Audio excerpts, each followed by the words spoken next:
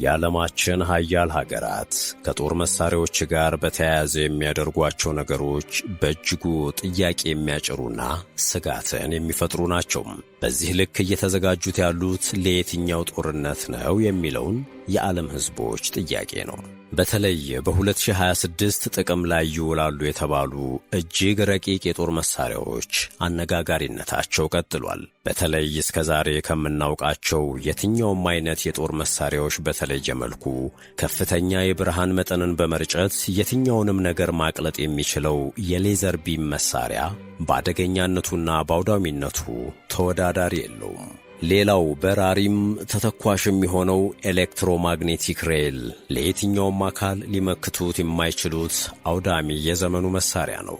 እንደ ሰው ማሰብና የገዛ አካሉን መጠገን የሚችለው ተኩላው ሮቦት የተሰኘው የቻይና ጦር መሳሪያም በፍጹም የትኛውንም ጥቃት የሚቋቋምና መቼም የማይሞት ሁነኛ መሳሪያ ነው። China calls the vehicles robot wolves, and since their debut last year, they've taken a growing part in displays of military might.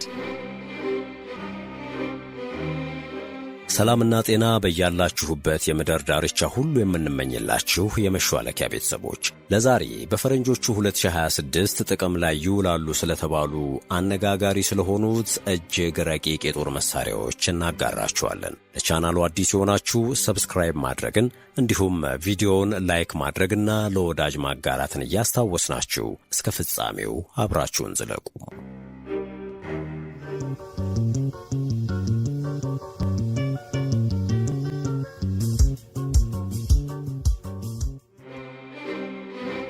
ለወታደራዊ አቅም ወይም ጥንካሬ ለመለካት በሰራዊት ብዛት፣ በጦር መሳሪያዎች ክምችትና ለውትድርና የሚመለመሉ እጩዎች ከዜጎች መሃል ምን ያህሉ ናቸው የሚሉት እንደ መመዘኛ ያገለግሉ ነበር። ከዚህ በተጨማሪ ሀገራቱ ለወታደራዊ በጀት የሚመድቡትም የገንዘብ መጠን የሀገራትን ወታደራዊ ጥንካሬ ደረጃ ለማውጣት ዋነኛው መለኪያ ተደርጎ ይቆጠር ነበር።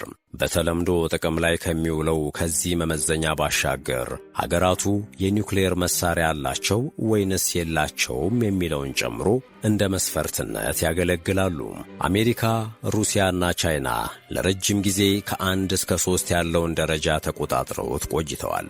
ይሁንና የሚሊተሪ ሳይንስና ምርምር በሀገራት ከፍተኛ ትኩረት ከተሰጠው በኋላ አዳዲስና የረቀቁ ወታደራዊ ቴክኖሎጂዎች በፍጥነት መበራከት ጀምረዋል። ውስብስብነታቸውም በዚያው ልክ እያደገ መምጣቱም የሚሊተሪ አቅም የሚለካበትም ሆነ የጦርነት ጨዋታ የሚመራበትን ሕግ ቀይሮታል። በተለይ አዳዲስና ወሳኝ መረጃዎችን ከመቃረም አቅም ጋር የተገናኙ ቴክኖሎጂዎች ከጠላት ራዳርና ሌሎች የደህንነትና መረጃ ቴክኖሎጂዎች የመሰወር አቅምና አደጋን ቀድሞ በመረዳትና ክብደቱን በመመዘን የጥንቃቄ እርምጃ መውሰድ የሚችሉ ቴክኖሎጂዎች እውን ከሆኑ በኋላ በቀጣይ ጊዜያት በሀገራት መካከል ከሚደረግ ጦርነት አሸናፊ ሆኖ የሚወጣ አካል ይኖራሉ ወይ ብለን እንድንጠይቅ ያደርጋል።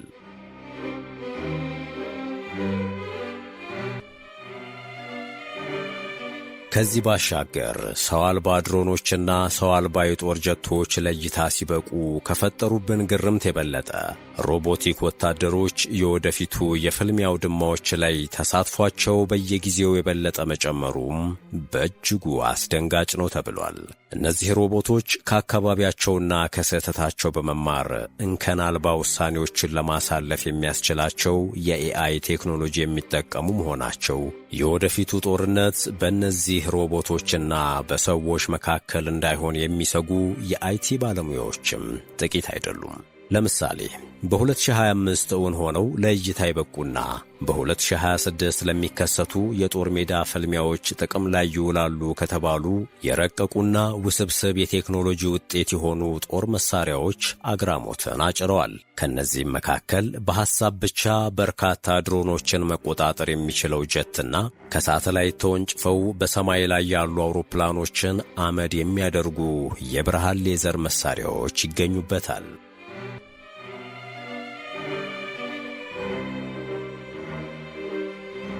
አንዳንዶቹ ከረቂቅነታቸው የተነሳ የሳይንስ ልብ ወለድ ወይም ከፊልም የተወሰዱ የሚመስሉ ቢሆኑም እነዚህ የቴክኖሎጂ ውጤቶች ልክ በ2025 ተሰርተው በእይታ የበቁ ብቻ ሳይሆን ተሞክረውም ውጤታማነታቸው የተረጋገጡ ናቸው።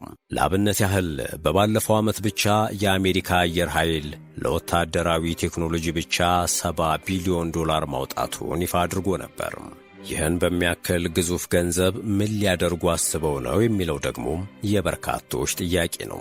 የአሜሪካ አየር ኃይል ስድስተኛው ትውልድ ወይም 6th ጄኔሬሽን ተዋጊ ጀትን ጨምሮ ከድምፅ ፍጥነት በላይ የሚወነጨፉ ሚሳኤሎችንም ፈብርኮ ስኬታማነታቸውን አረጋግጧል።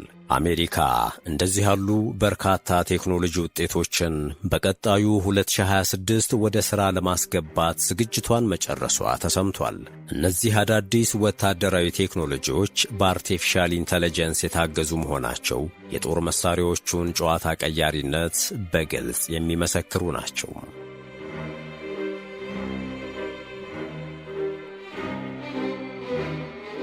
የአሜሪካ የሚሊተሪ ሳይንስ የፈበረከውና እስካሁን ከጦርነት ውጪ ላሉ የተለያዩ ዓላማዎች የተጠቀመውና የተለመደውን አይነት ተተኳሽ የማይጠቀመው ይልቁንም የብርሃንን ኃይል ብቻ በመጠቀምና ወደ ገዳይ ተተኳሽ መለወጥ የሚችለው ዳይሬክትድ ኢነርጂ ሲስተም በመባል የሚታወቀው የሌዘር ቢም ወይም የብርሃን ጨረር መሳሪያ አውዳሚነቱ የከፋ ነው ተብሏል።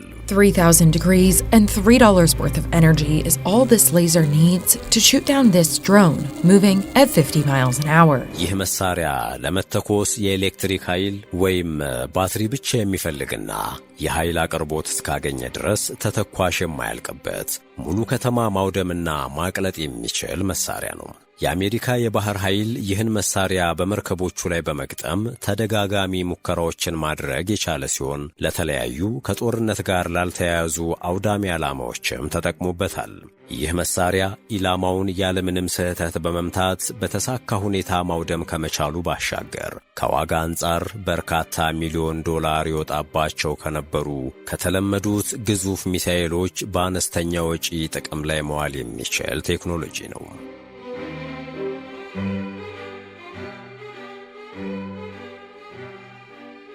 ይህ የሌዘር ቢም መሳሪያ የሚለቀው ጨረር በብርሃን ፍጥነት የሚወነጨፍና ሁሉንም ነገር አቅላጭ በመሆኑ ለመከላከልም ሆነ ከጥቃቱ ለማምለጥ የማይታሰብ ነው። አሜሪካ ባለ 3 ሌዘር ሲስተም የተባለውን በመርከቦቿ ላይ የገጠመች ሲሆን ከፔንታጎን በወጣው መረጃ መሰረት እነዚህን የሌዘር መሳሪያዎች በትናንሽ ጀልባዎችና በተዋጊ ጀቶችም ላይ ለመግጠም እቅድ እንዳለው ተገልጿል። ይሁንና እነዚህ መሳሪያዎች አንዳንድ ውስንነት ያሉባቸው ሲሆን ለምሳሌ ውጤታማ ተልዕኮ ለመፈጸም ከፍተኛ የኤሌክትሪክ ኃይል የሚፈልጉና ደመናና የአቧራ ጉም ውጤታማነታቸውን ሊቀንሰው መቻሉ ባብነት ይጠቀሳሉ። ፔንታጎን እነዚህን ውስንነቶች በአጭር ጊዜ መቅረፍ እቅድ እንዳለውና በ10 ዓመታት ውስጥ እያንዳንዱ ወታደራዊ ተሽከርካሪ እነዚህን ገዳይ መሳሪያዎች እንደሚታጠቅ ገልጿል።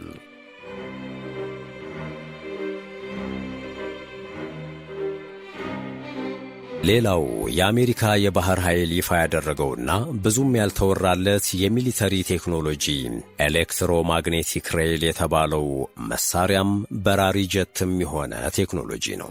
This is the US military's most powerful cannon, the electromagnetic railgun, which can shoot up to 100 nautical miles at Mach 7.5 and impacting the target at Mach 5. እነዚህ ኤሌክትሮማግኔቲክ ሬል መሳሪያዎች የኤሌክትሮማግኔቲክ ኃይልን በመጠቀም የሚያስወነጭፋቸውን ተተኳሾች ፍጥነታቸውን በበርካታ እጥፍ መጨመር የሚችሉ መሆኑ ስለ ይዘታቸው ለመናገሩም በእጅጉ አዳጋች አድርጎታል። እነዚህ መሳሪያዎች ተተኳሹን የሚያስወነጭፉት ያለምንም ባሩድ ወይም ሌላ ኬሚካል መሆኑ ደግሞ ከተለመዱት የመሳሪያ አይነቶች ጋር ልዩነቱን የሰፋ ያደርገዋል። የአሜሪካ ባህር ኃይል እነዚህን ሬል ገንስ በተግባር የሞከራቸው ሲሆን ከነሱ የተወነጨፉት ተተኳሾች 160 ኪሎ ሜትር ርቀት ላይ ያሉ ኢላማዎችን ያለምንም ስህተት አመድ ማድረግ እንደሚችሉ ተረጋግጧል። የተተኳሾቹ ፍጥነትና በዚያ ምክንያት የሚፈጠረው የንዝረት ኃይል ኢላማዎችን ሳይነካ መደምሰስ የሚያስችለው ሲሆን ኤሌክትሮማግኔቲክ ባህሪው ደግሞ ማንኛውንም ኤሌክትሮኒክ ዕቃ ከጥቅም ውጪ እንዲያደርግ ያግዘዋል። እነዚህ መሳሪያዎች የሚለቁት የኤሌክትሮማግኔት ንዝረት ቀጫጭን ገመዶችን በማሳረፍና ንብረቶችን በማበላሸት የጠላት የጦር መሳሪያዎችን ካለንክኪ ከጥቅም ውጪ ማድረግ ይችላል። ይህ ደግሞ ጦርነቱ ኤሌክትሮኒክ በሚሆንበት ጊዜና በድሮን መንጋ የመከበብ አጋጣሚ በሚከሰትበት ጊዜ እጅግ ውጤታማ ተልዕኮን ለመፈጸም ያስችለዋል።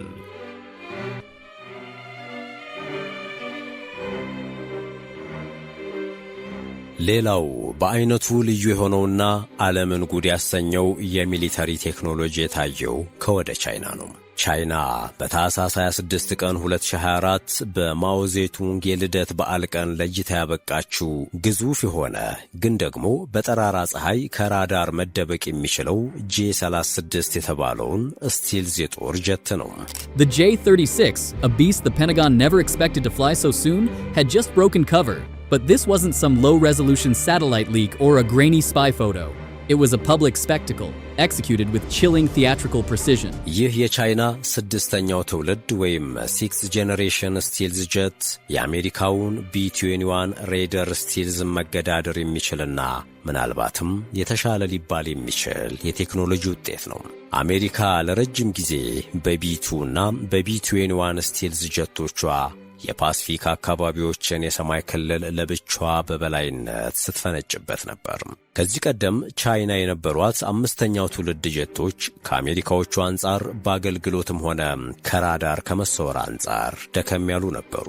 ይህን ከመገንዘብ ይመስላል ቻይና በያዝነው ዓመት 2 ስድስተኛ ትውልድ J-36 ጄቶችን በሰማይ ላይ እየበረሩ ሳሉ መሰወር የሚችሉትን ለእይታ ያበቃችው።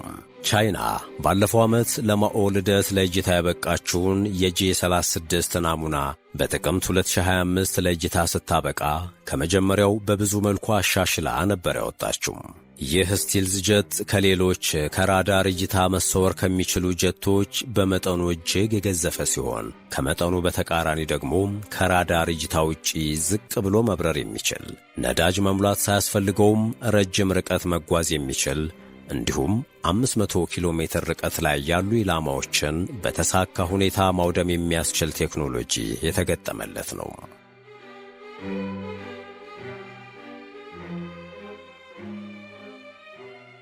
የቻይናው ይህ ስቲልዝ ጄት ኤሌክትሮማግኔቲክ ቴክኖሎጂን በመጠቀም የሌዘር ቢም ተተኳሽን ማስወንጨፍ እንዲሁም የጠላትን የራዳርና የኢንፍራሬድ ሲግናልን ማፈን የሚችል አቅም ያለው ነው።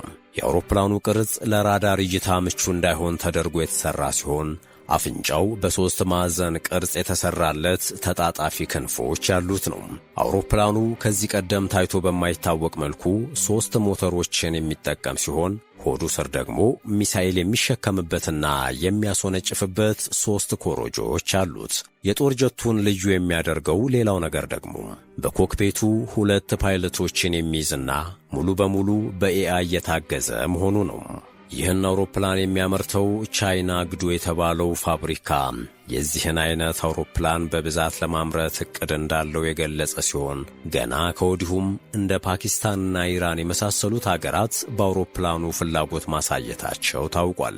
አውሮፕላኑ እስካሁን ካስመሰከረው ዘርፈ ብዙ ጥቅምና ውስብስብ የስምሪት ስብጥሩ አንጻር ገና በ2028 ይወጣል ከተባለው የአሜሪካ 6ኛ ትውልድ በስተቀር በዓለም የሚስተካከለው አይኖርም ተብሎለታል። በዚህ ስቲልዝ ጀቷም ቻይና እስከ 2028 የፓሲፊክ ሰማይን በበላይነት እንደተቆጣጠረች የምትቆይ ይሆናል። ከዚህ አንጻር የቻይናን እንቅስቃሴ በአይነ ቁራኛ የምትከታተለው ታይዋን ጭንቀት ገብቷታል።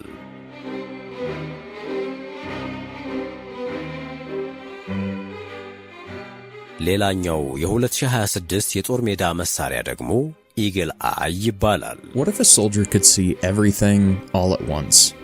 What if they could command a drone with just a glance and have an AI whisper targeting solutions directly into their ear? This isn't science fiction anymore.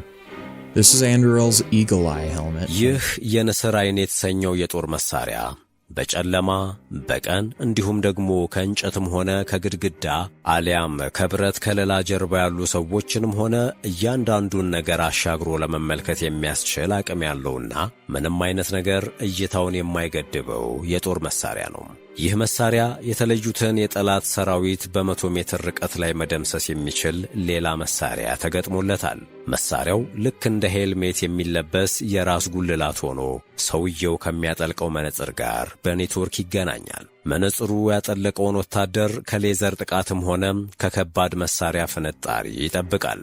በሄልሜቱ ላይ ያለው ከጠንካራ ማቴሪያል የተፈበረከው አካል ደግሞ የሰውየውን ጆሮ ከድምፅም ሆነ ከፍንጣሪ የሚጠብቅ ነው። ይህን ቴክኖሎጂ ልዩ የሚያደርገው ሄልሜቱንና መነጽሩ በተልእኮ ከተሰማሩት ድሮኖችም ሆነ ከሌሎች የሰራዊት አባላት እንዲሁም ከጄቶች ጋር በኔትወርክ የሚገናኝ መሆኑና የጠላትን ኃይል አንድ በአንድ ኢላማ እያደረገ የስምሪቱ አባላት በሙሉ መረጃው እንዲደርሳቸውና በተጨባጭም እስከ ትክክለኛው ቦታ ሰዓትና ብዛት እንዲመለከቱ እንዲሁም እንዳስፈላጊነቱም ጥሪ ሳያስፈልግ ተልእኮን መቀላቀል እንዲችሉ ማድረግ መቻሉ ነው። ይህን ሁሉ የሚያደርገው ደግሞ ከየትኛውም የአየር መቃወሚያ እይታ ተሰውሮ ነው።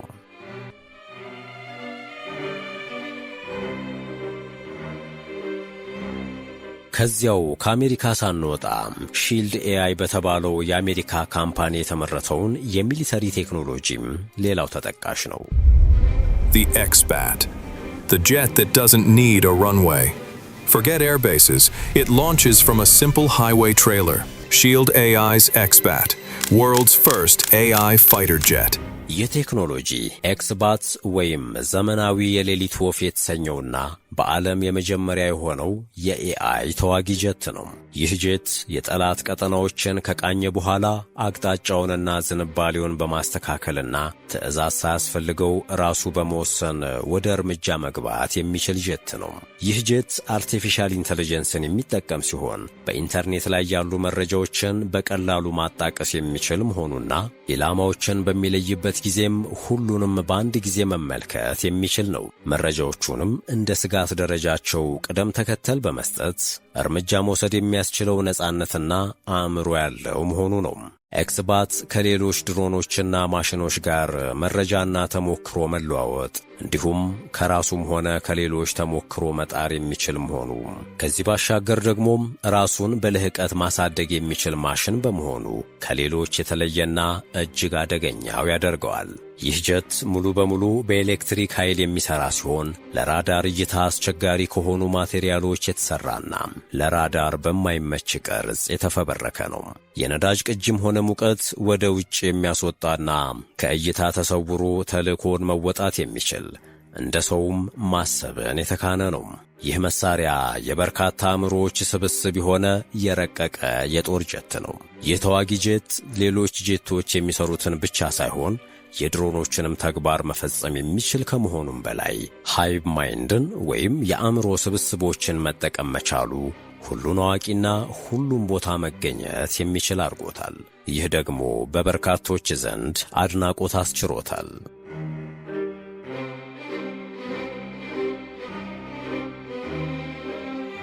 ከ2026 የረቀቁ ጦር መሳሪያዎች በቀጣይነት የምናየው ሮቦአልፍ ወይም ተኩላው ሮቦት የሚባለው የቻይና ጦር መሳሪያ ነው። China calls the vehicles robot wolves, and since their debut last year, they've taken a growing part in displays of military might. ቻይና በቀጣይ ዓመት እግረኛ ጦሯን የበለጠ ለማጠናከር የምትጠቀማቸው እነዚህ ሮቦት ተኩላዎች በወታደራዊ ዲሲፕሊንና ሳይንስ በሚገባ የሰለጠኑ ሲሆን የተለያዩ አካላዊ እንቅስቃሴዎች፣ አክሮባትና ያልተዛነፈ ሰልፍም በሚገባ የሚከውኑ ናቸው።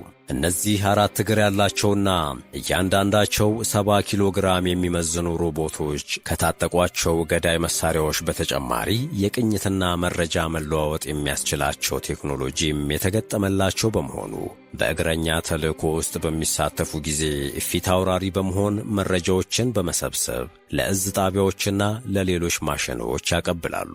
ከዚህ በተጨማሪ የቅድመ ጥንቃቄ እርምጃዎችን በመውሰድና ጠላትን በማዘናጋቱ ረገድም ትልቅ ሚናን ይጫወታሉ።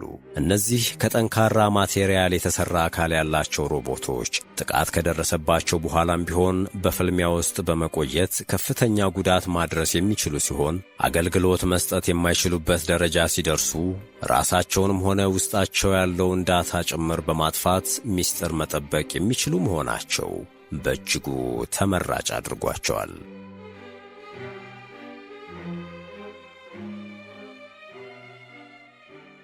በመጨረሻም የምናየው የቻይናን ባለ ሁለት እግር ሂዩማኖይድ የሚባሉት ሮቦቶች ቻይና ለረጅም ጊዜ ስትታማበት የቆየችበት ጉዳይ ቢሆንም እስከ ቅርብ ጊዜ ድረስ አደባባይ አላወጣቻቸውም ነበር።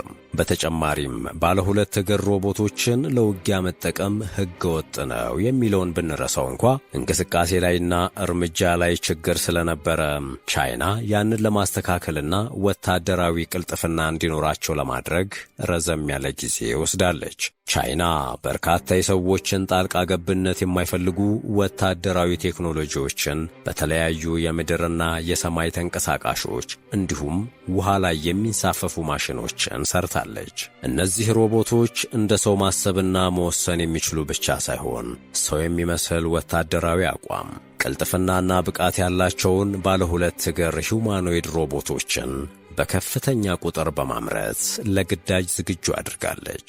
እነዚህን ሰው የሚመስሉ ብቻ ሳይሆን እንደ ሰው የሚያስቡና የሰውን ስሜት መተርጎም የሚችሉ ሰው መሳይ ሮቦቶችን በተለያዩ ኤግዚቢሽኖችና በሰልፎች ላይ ለእይታ ያበቃች ሲሆን እነዚህ ሮቦቶች የሰው አእምሮ መልእክቶችንና ስሜቶችን ለመለዋወጥ የሚጠቀምባቸውን ኒውሮን ወይም የነርቭ ሕዋስ የተገጠመላቸውና ራሳቸውን ችለው ማሰብና በየጊዜውም ራሳቸውን ማሻሻል የሚችሉ መሆናቸው በእነ አሜሪካን ዘንድ ከፍተኛ ስጋትን ፈጥሯል።